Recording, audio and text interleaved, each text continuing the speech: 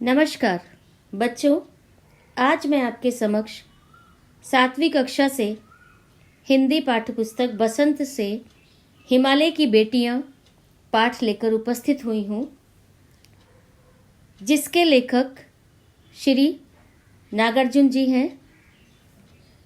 इस पाठ में हम भाषा की बात पर विचार विमर्श करेंगे। आप अपनी पाठ्यपुस्तक में प्रश्न देखिए। पहला प्रश्न है आपका, अपनी बात कहते हुए लेखक ने अनेक समानताएं प्रस्तुत की हैं। ऐसी तुलना से अर्थ अधिक स्पष्ट और सुंदर बन जाता है। उदाहरण है, संभ्रांत महिला की भांति वे प्रतीत होती थी। दूसरा उदाहरण देखिए, माँ और दादी मौसी और मामी की गोद की तरह उनकी धारा में डुबकियां लगाया करता। अन्य पाठों से ऐसे 5 तुलनात्मक प्रयोग निकालकर कक्षा में सुनाइए और उन सुंदर प्रयोगों को कॉपी में लिखिए। यहाँ इसका उत्तर हमने दिया है, अन्य पाठों से है। जैसे पहला है आपका, लाल किरण सी चोंच खोल चुगते तारक अनार के दाने। ये हम पंछी उन्मुक्त गगन की कविता से है। उन्होंने संदूक खोलकर एक चमकती सी चीज निकाली। ये आपकी दादी माँ का है। सागर की हिलोरों की भांति उसका यह मादक स्वर गली भर के मकानों में उस ओर तक लहराता हुआ पहुंचता और खिलौने वाला आगे बढ़ जाता है। ये आपका मिठाई वाला पाठ से है। इन्हें देखकर तो ऐसा लग रहा है मानो बहुत सी छोटी छोटी बालूशाही रख दी हो। ये आपका रक्त और हमारा शरीर से है।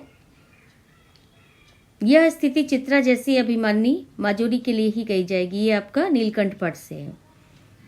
बच्चों, आपके लिए जो है, आपने तो अभी बाकी पाठ नहीं पढ़े हैं, तो आप जो यहाँ पर उदाहरण लिखेंगे वो जो पाठ आप पढ़ चुके हैं वहीं से जो है ढूंढकर आप अपनी कॉपी पर लिखेंगे। इसके बाद देखिए, निर्जीव वस्तुओं को मानव संबंधी नाम देने से निर्जीव वस्तुएं भी मानो जीवित हो उठती हैं। लेखक ने इस पाठ में कई स्थानों पर ऐसे प्रयोग किए हैं, जैसे, परंतु इस बार जब मैं हिमालय के कंधे पर चढ़ा तो वे कुछ और ही रूप में सामने थीं। दूसरा, काका कालेलकर ने नदियों को लोकमाता कहा है। पाठ से इसी तरह के और उदाहरण लिखिए। माने आपको इस प्रकार के उदाहरण जो है ढूंढ के लिखने हैं अपने पाठ से, जिसमें क्या है, जो निर्जीव वस्तुएं हैं उनको जीवित जो है वस्तुओं का जो है नाम दिया गया हो।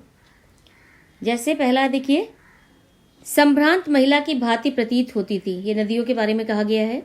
दूसरा, इनका उछलना और कूदना, खिलखिलाकर हंसते जाना, इनकी भावभंगी, यह उल्लास कहाँ गायब हो जाता है।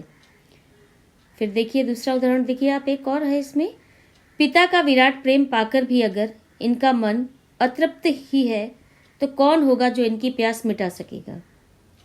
नेक्स्ट, उसके बाद अगला देखिए, बूढ़े हिमालय की गोद में बच्चियां बनकर ये कैसे खेला करती हैं। इसके बाद देखिए, हिमालय को ससुर और समुद्र को उसका दामाद कहने में कुछ भी झिझक नहीं होती। तो यहाँ पर क्या है, हिमालय को ससुर कहना, समुद्र को दामाद कहना, ये सब क्या है, ये सब जो है निर्जीव वस्तुएं हैं। इनको हमने क्या है, मानव संबंधी जो है इनको हमने नाम दे दिया है। इसके बाद देखिए, ये आप पढ़ भी चुके हैं। पिछली कक्षा में आप विशेषण और उसके भेदों का परिचय प्राप्त कर चुके हैं। नीचे दिए गए विशेषण और विशेष्य का मिलान कीजिए। आपको मिलाना है। मैंने यहाँ पर पहले से ही जो है आमने सामने उनको रख दिया है। विशेषण एक तरफ है और दूसरी तरफ विशेष्य।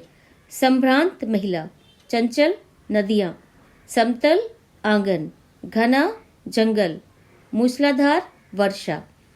तो ये जो है आपके विशेषण और विशेष्य हैं।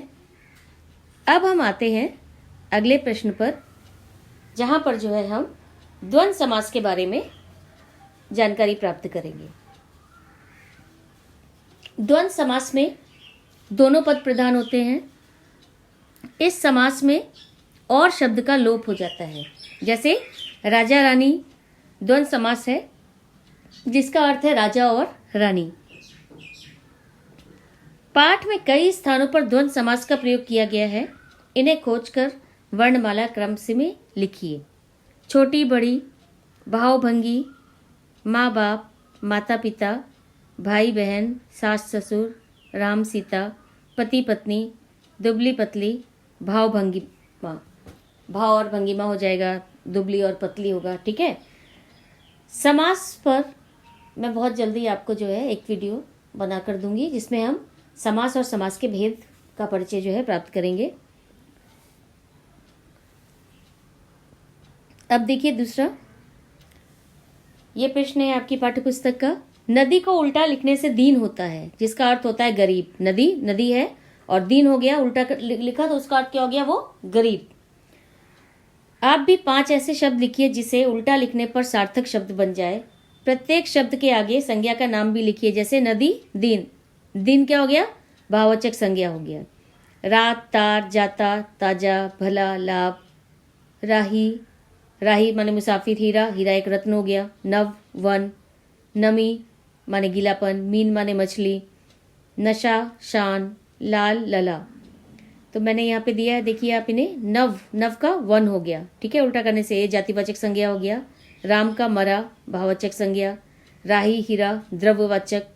धारा, राधा, व्यक्तिवाचक संज्ञा। नामी, मीना, व्यक्तिवाचक संज्ञा।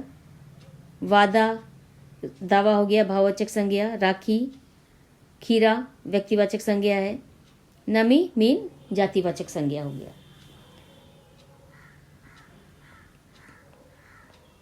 अब देखिए अगला प्रश्न है, समय के साथ भाषा बदलती है, शब्द बदलते हैं और उनके रूप बदलते हैं। जैसे बेतवा नदी के नाम का दूसरा रूप क्या है, वेत्रवती। नीचे दिए गए शब्दों में से ढूंढकर इन नामों के अन्य रूप लिखिए। सतलुज, रोपड़, झेलम, चिनाब, अजमेर, बनारस। तो सतलुज का शतद्रुम है, रोपड़, रूपपुर, झेलम, वितस्ता, चिनाब, विपाशा, अजमेर, अजय मेरू, बनारस, वाराणसी। तो ये आपकी भाषा के बाद के जो ये प्रश्न अभ्यास है। अब देखिए इसके बाद देखिए आप, उनके ख्याल में ही यह बात आ सके कि बूढ़े हिमालय की गोद में बच्चियां बनकर ये कैसे खेला करती हैं। उपयुक्त वाक्य में पंक्ति में ही के प्रयोग की ओर ध्यान दीजिए। ही वाला वाक्य नकारात्मक अर्थ दे रहा है। नकारात्मक माने नहीं होने का, जहां पे निषेधवाचक वाक्य दे रहा है। इसलिए ही वाले वाक्य में कही बात को हम इस प्रकार भी लिख सकते हैं कि उनके ख्याल में शायद यह बात ना आ सके। नकारात्मक माने नहीं, कोई काम नहीं होना है, ऐसा इस प्रकार का वाक्य जो है।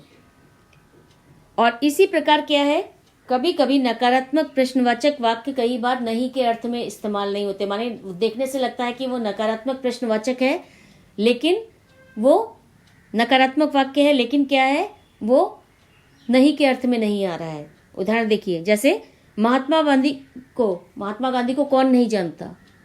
अब यहाँ पर इसका ये अर्थ नहीं आ रहा है कि महात्मा गांधी को कोई नहीं जानता, बल्कि इसका अर्थ क्या आ रहा है कि महात्मा गांधी को सभी लोग जानते हैं। महात्मा गांधी को कोई नहीं, कौन जान सकता है, कौन नहीं जानता। माने इसका अर्थ आ रहा है यहाँ पर नहीं, यहाँ नहीं का अर्थ आ रहा है आपका कि महात्मा गांधी को सभी लोग जानते हैं। तो दोनों प्रकार के वाक्यों के समान 3-3 उदाहरण सोचिए और इस दृष्टि से उनका विश्लेषण कीजिए। देखिए इसे। अब देखिए यहाँ पर हमने एक तरफ क्या लिया है, ही के प्रयोग वाले वाक्य लिए हैं और दूसरी तरफ नहीं के प्रयोग वाले वाक्य लिए हैं। जैसे देखिए, वे शायद ही यह काम पूरा करें। इसका क्या हो रहा है कि माने वे ये काम नहीं पूरा कर पाएंगे, नहीं करेंगे।